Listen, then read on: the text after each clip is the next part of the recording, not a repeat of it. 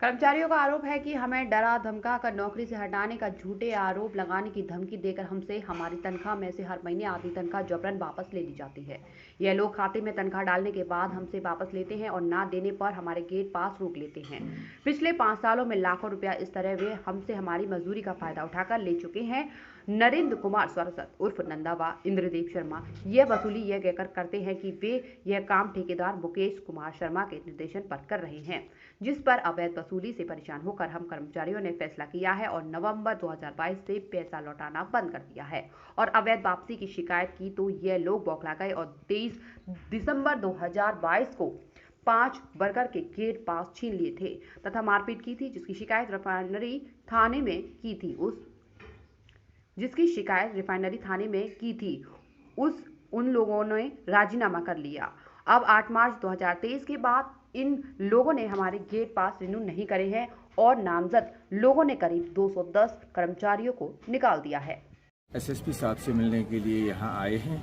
विषय ये है कि दशकों से मथुरा रिफाइनरी में इसको प्रथा का पालन हो रहा है कि जो मजदूरों को उसका मासिक वेतन मिलता है उसमें से 50 से 60% ज़बरदस्ती उनसे ठेकेदारों द्वारा, उनके सुपरवाइजरों द्वारा और उसमें कुछ अधिकारियों की भी साठगांठ बताई जाती है, वापस ले लिया जाता है। ये विषय जब उठाया गया माननीय जिलाधिकारी महोदय जी के समक्ष दिसंबर में, तो उन्होंने इस विषय को जांच के लिए श्रम विभाग को भेजा था।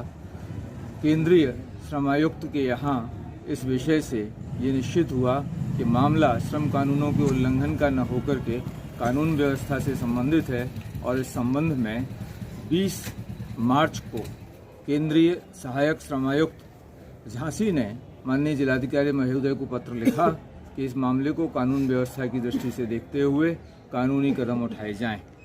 उस सिलसिले में आज हम मिले थे एडीएम प्रशासन साहब से। उन्होंने हमें पूरा आश्वासन दिया है। एसडीएम सदर साहब को उसकी जांच सौंपी है। एसएसपी साहब के लिए भी उन्होंने पत्र लिखा है। आज हम अपनी प्राथमिकी लेकर के यहाँ वरिष्ठ पुलिस अधीक्षक महोदय के समक्ष आए हैं कि थाना रिफाइनरी में हमारा मुकदमा दर्ज कराया जाए एक्सटॉर्शन की धाराओं में। बताया जा रहा है नौकरी से निकाल दिए क्या है? जी, जिन लोगों ने ये शिकायतें की थी, करीब 210 मजदूर हैं जिन्होंने सबसे पहले लिखित में इस बात की शिकायत करी थी कि रिफाइनरी में इस तरह का अत्याचार हो रहा है, इस तरह का अपराध हो रहा है और इस अपराध के जरिए प्रतिमाह लाखों रुपए काला धन सृजित हो रहा है। उन 210 संविदा श्रमिकों की सूची को मैनेजमेंट ने संबंधित ठेकेदारों तक पहुंचा दिया और संबंधित ठेकेदारों द्वारा श्रम कानूनों का बिल्कुल उल्लंघन करते हुए बिना किसी को कोई नोटिस दिए, बिना किसी को कोई चार्ज लगाए उन्हें काम से रोक दिया है। उनके गेट पास छीन लिए हैं या गेट पास रिन्यू नहीं कराए हैं। ये भी एक विषय है।